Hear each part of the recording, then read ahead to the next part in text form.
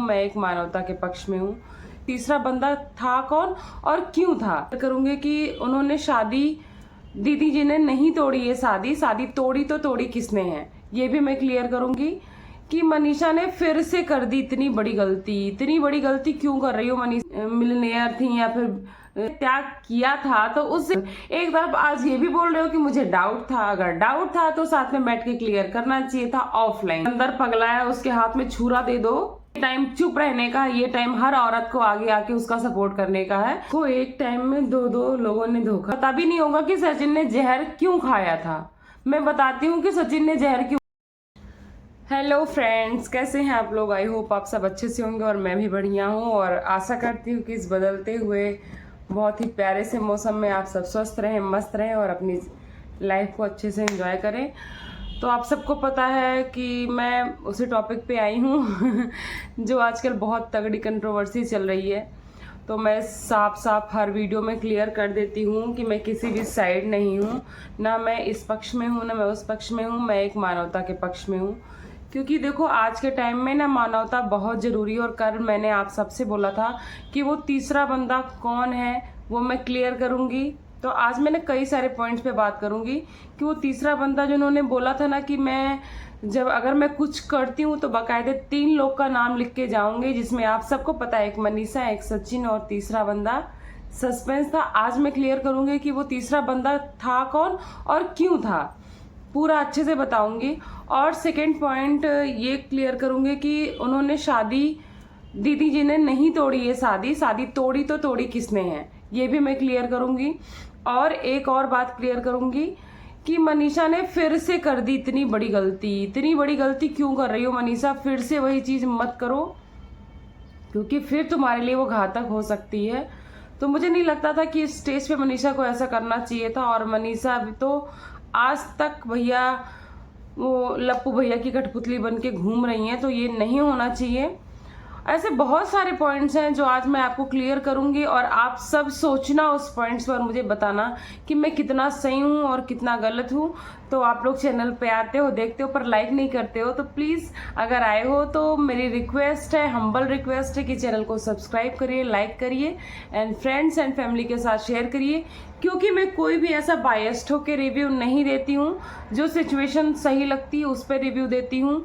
और बाकी मेरे नॉर्मल ब्लॉग भी आते हैं। मैं ना अभी कोई प्रॉपर ऐसा रिएक्शन वाला चैनल नहीं बना रखा था, लेकिन आप लोगों ने मेरे काम को पसंद किया तो मुझे लगा कंटिन्यू करना चाहिए। और मैं आगे भी अगर आप लोग का ऐसे ही प्यार मिलता रहा तो मैं कंटिन्यू करूँगी।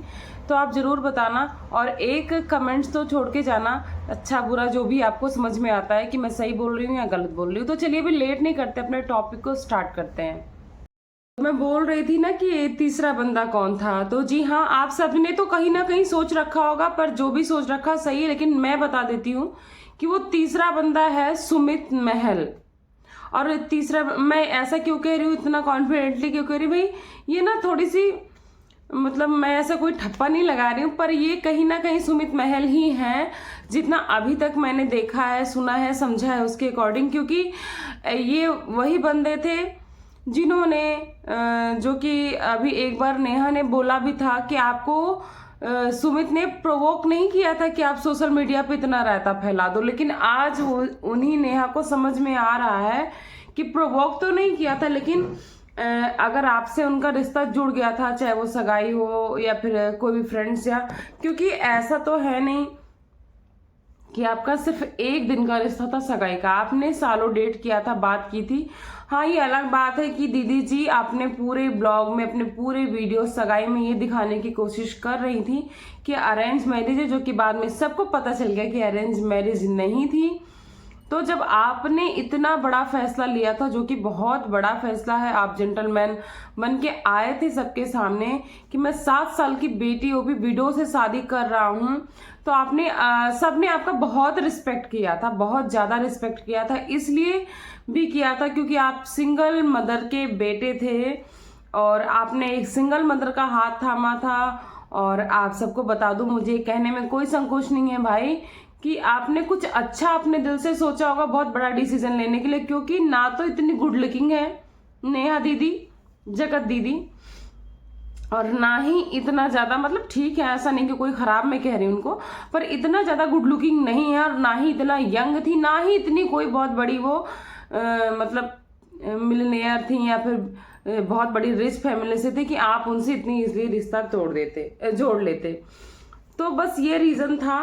तो आपने आया था, आपका लोगों ने सम्मान किया एज अ जेंटलमैन। तो आपको उसी जेंटलमैन होने के कारण जब आपसे सचिन ने बोला कि ऐसा ऐसा देखो है, मैं क्या करूं, तो आपको उस टाइम उनका पक्ष सुनना चाहिए था। बेशक आपको लड़ने के लिए नहीं कोई कहा था, लेकिन आपको सचिन से ज्यादा ना उस टाइम नेहा से क्लोज थे आप, क्योंकि भाई आप कहीं ना कहीं सचिन से जब मिले थे, जब आप नेहा से मिले थे, नेहा के थ्रू ही आपका रिलेशन बना था।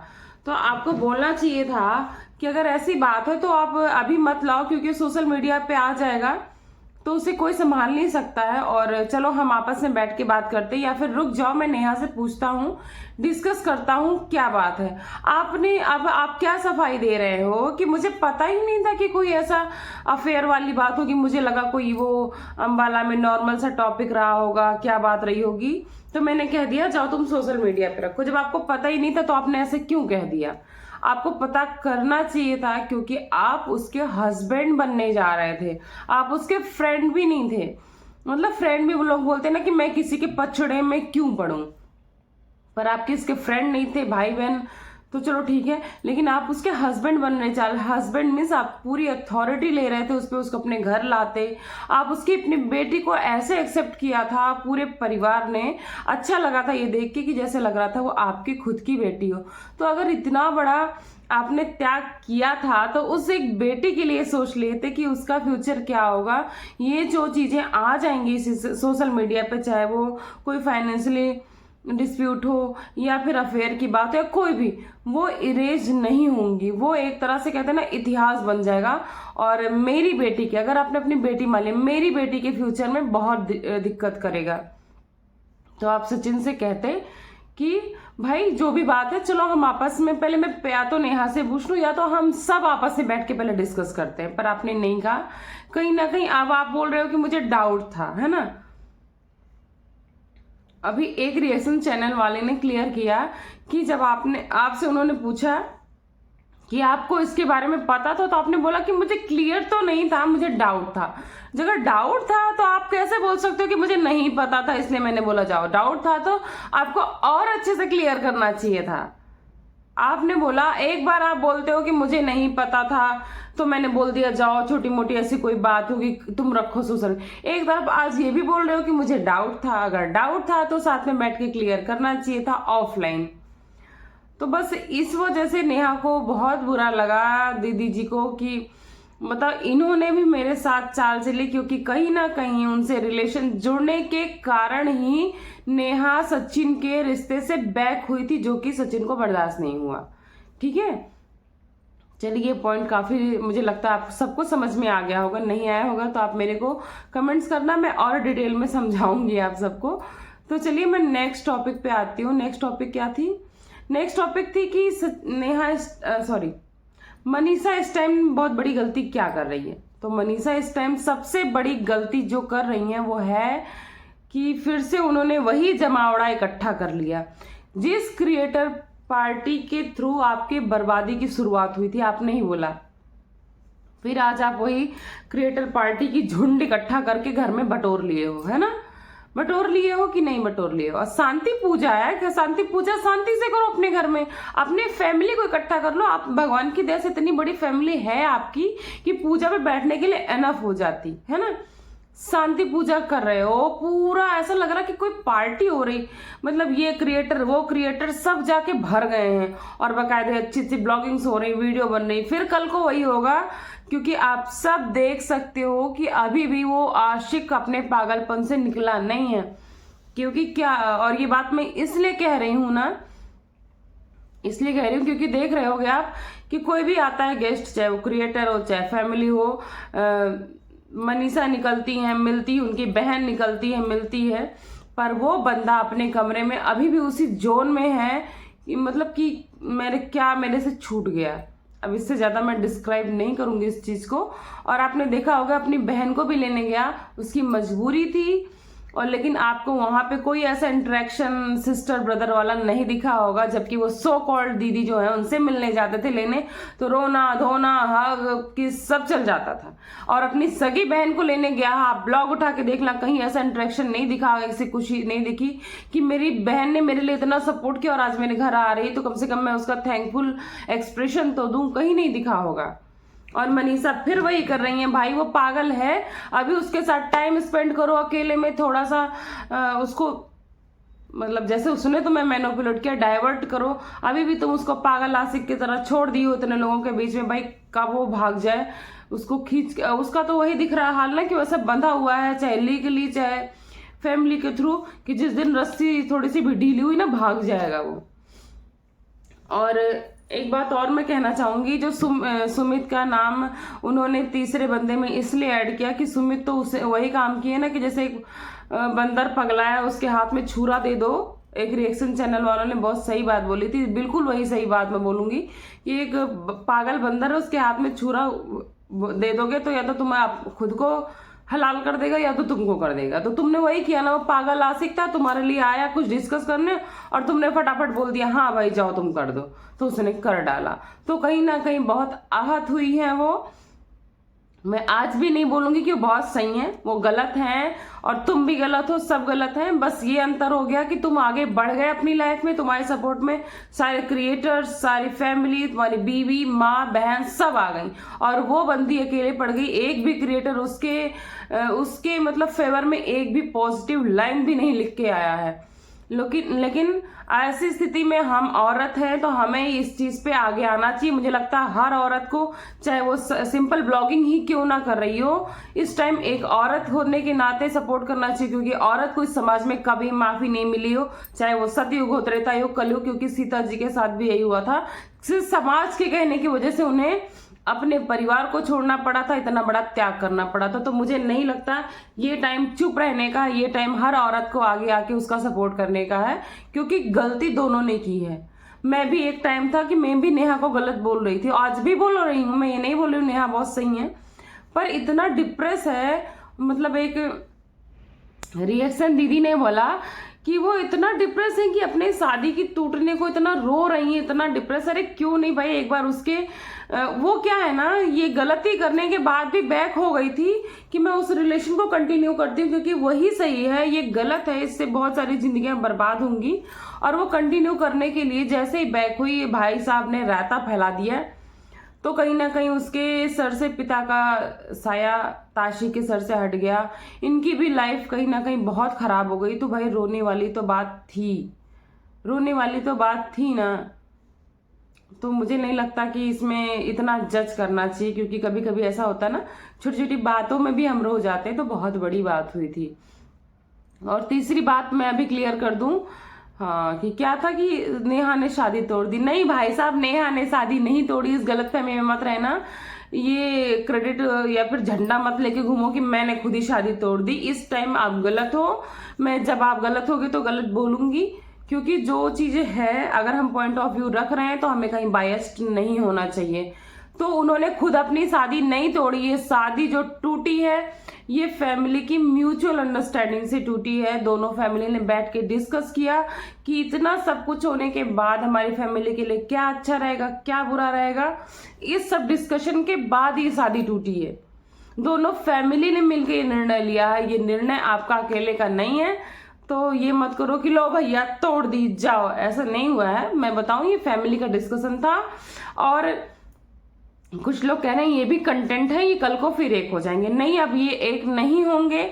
जहां तक मुझे पता है इन फ्यूचर क्या होता है इनका कोई भरोसा भी नहीं है, इनका कोई भरोसा भी नहीं। पर जहां तक मुझे पता है ये एक नहीं होंगे, क्योंकि बहुत डिस्कशन हुआ और सुमित ने अभी ऑब्वियसली नहीं डाला, इसलिए लोग कह रहे हैं एक हो सकते हैं।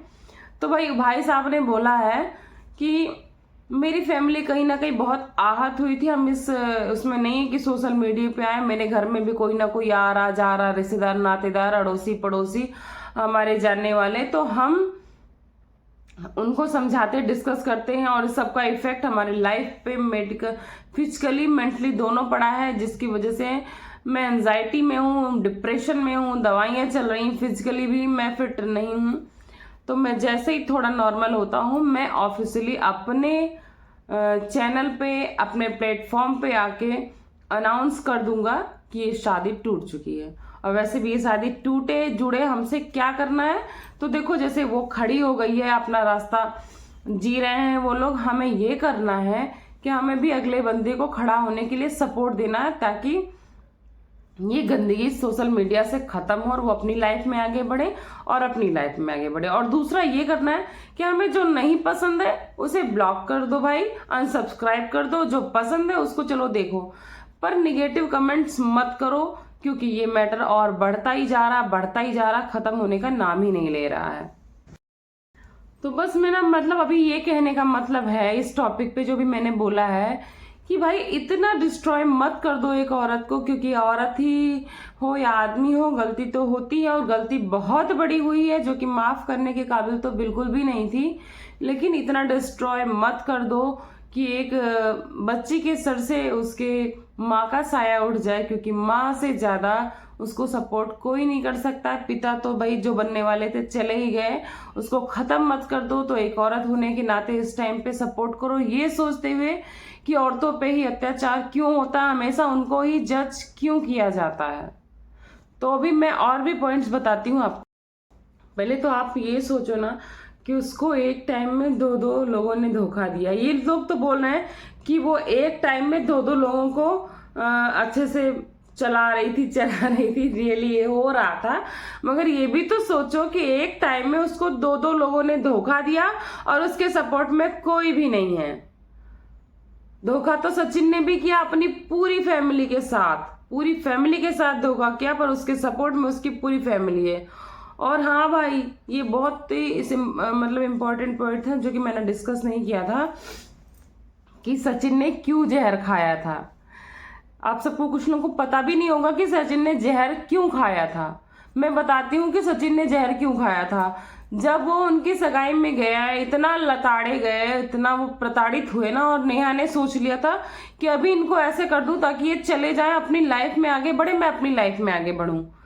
तो सचिन ने इसी मतलब उनको इतना खराब फील हुआ कि मुझे ऐसा कर दिया, मैं अब जहर खा लूंगा, अब बताऊंगा। तो वो आके जहर खा गए। आप बताओ, आप फैमिली में से कितने भी लोग होंगे, कहीं जाओगे, किसी के घर जाओगे, अगर आपको इनविटेशन मिला है, नहीं मिला है, और आपको ऐसे अंदर एंट्री नहीं दी जाएगी, या आपके साथ होगा कुछ गलत हो जाएगा, आपको भगाया जाएगा, आप अपने घर पे आओगे, बेशक चिल्लाओगे, गुस्सा होगे, उसे गाली दोगे, रिश्ता तोड़ दोगे, नाता तोड़ दोगे, सब कुछ कर दोगे, लेकिन जहर तो नहीं खाओगे ना। और जहर खाया भाई उसने, किस लिए खाया? इतना बड़ा कौन सा, अगर वो दीदी थी, तुम्हारी इतनी बड़ी सगी फैमिली थी तुम्हारे पास, ना तुम्हारा कोई रिलेशन उनका ब्लड रिलेशन था, ना कोई तुम्हारे पटीदार नातेदार, ऐसा कोई रिलेशन नहीं था, ना 10-15 वर्षों का ऐसा कोई वो था, इतना बड़ा कौन सा रिलेशन था तो तुम जहर खा लिए फटाक से आके? क्योंकि तुम भी धमकी देते थे, तुम बोल रहे हो ना, वो धमकी देती थी कि मैं मर जाऊंगी, मैं 15 दिन में शादी। तुम भी कम नहीं थे, तुम भी धमकी देते थे उसको हमेशा, और तुमने करके भी दिखाया, तुमने करके दिखा दिया। और भाई साहब, उस टाइम पे जब इन्होंने जहर खाया ना, तो इनकी माँ और बहन ने ही फोन करके बोला कि एक बार, वो पिक्चर की तरह जैसे मूवी में दिखाते हैं ना, कि एक बार बात कर लो, उसकी आखिरी सांसें चल रही तो शायद वो बच जाए। तुम माँ बहन थी, तुम समझा नहीं सकते थे उस टाइम कि ऐसा तुम्हारा क्या रिलेशन है कि वो बात करेगी तभी तुम बचोगे। तुम्हें डॉक्टर नहीं बचा पाएगा तो उनकी बात बचा लेगी। कोई पिक्चर थोड़ी है कि आके सीने पे लेट गई और बोल दी, तुम्हें धड़कन फिर से रीड होने लगी, आने लगी। तुम लोगों ने ही एक बार उससे इतना फोर्स किया कि एक बार बात कर लो, एक बार बात कर लो, बात कराया। उस टाइम कहाँ खड़ी थी? मनीषा को नहीं बोलना चाहिए था कि क्यों बात करा रहे हो आप? चलो मान लिया मनीषा को नहीं भी पता होगा उस टाइम, लेकिन आप लोग ने क्यों बात कराया? तो आप लोग भी कहीं ना, और आज सब उसको उसके मतलब अगेंस्ट खड़े हो गए हो। गलती तो आप लोगों की भी है। एक बार वो लाइफ से निकल रही थी, इतना बड़ा सियापा हो गया था कि मतलब सब कुछ खत्म हो गया, जहर खा लिया। अब उस टाइम से उसको बिल्कुल अलग करना चाहिए था। आप लोगों ने फिर जाके उनको भिड़ा दिया एक में। फिर आज सब के सब गाली दे रहे हो। तुम लोग तो खुशी से नाच रहे, ढोल बज रहे, नगाड़े बज रहे, गेस्ट आ रहे हैं, घर में फंक्शन होगा, पार्टी होगी, सब होगा, पर उसको भी सपोर्ट कर दो। इस टाइम पे एक को अकेला छोड़ना कितना सही है। एक भी क्रिएटर सिंगल आके नहीं बोल रहा कि तुम सही थी, बहुत गलत थी, बहुत ज्यादा गलत थी, मान लो बहुत गलत थी, वो चरित्रहीन है, कैरेक्टरलेस है, बहुत, अभी क्या बोलूं, बहुत ज्यादा खराब है, मैं टोटल यही बोल देती हूँ। तो तुम कितना सही थे, तुम थे गलत, तुम्हारे साथ पूरी फैमिली खड़ी है, सब कुछ कर रही है, तो उसके साथ भी करो भाई, उसको भी सपोर्ट करो। गलत नहीं होती ना तो उतना रोती ही नहीं, वो जो इंसान थी ना ऐसे चिल्लाती आके, गलत थी तभी तो ऐसे रो रही, गिड़गिड़ा रही, उसके भाई बाप की आंखों में शर्मिंदगी साफ साफ दिख रही है। अब माफ करो उसको और सबको अपनी अपनी लाइफ में आगे बढ़ने का मौका दो, ठीक है। तो मुझे नहीं लगता कि अब इस बात को बहुत ज्यादा बढ़ाना चाहिए। आप जरूर बताना कि मेरा ये आपको वीडियो कैसा लगा, और आगे तो मुझे नहीं लगता ये मुद्दा आगे बढ़ना चाहिए। अगर फिर भी कुछ ऐसा होता है तो मैं जरूर आऊंगी उस मुद्दे पे बात करने के लिए, नहीं तो इस ब्लॉग को मैं यहीं पे खत्म करूंगी और नॉर्मल ब्लॉगिंग स्टार्ट करूंगी। और हाँ, बहुत सारी महिलाएं भी होंगी जो मुझे, बहुत सारी नहीं, मुझे लगता है कि 99% तो महिलाएं ही हम सबको देखती हैं। तो भाई हम बहुत अच्छा अच्छा ब्लाउज का कलेक्शन लाए, उसका वीडियो भी डाला है मैंने, आप जाके देखना, जो कि आपको पार्टी लुक में, जो आजकल वेडिंग चल रही है या कोई फेस्टिवल लुक में बहुत मदद करने वाला है। और 1 दिसंबर से स्टार्ट होने वाली है शादी मुबारक सेल, जो कि मीशो पे है। तो आपको सेल का फायदा लेना, जिसमें आपको 70 to 80% ऑफ डिस्काउंट मिलने वाला है। तो फटाफट जाइए, देखिए, जो अच्छा लगा परचेज कर लीजिए, और इसका पार्ट 3 भी आज आ जाएगा। तो चलिए, मैं आपको मिलती हूँ नेक्स्ट वीडियो में। आप बताना मेरी वीडियो कैसी लगी। बाय बाय, सब अपना ख्याल रखना।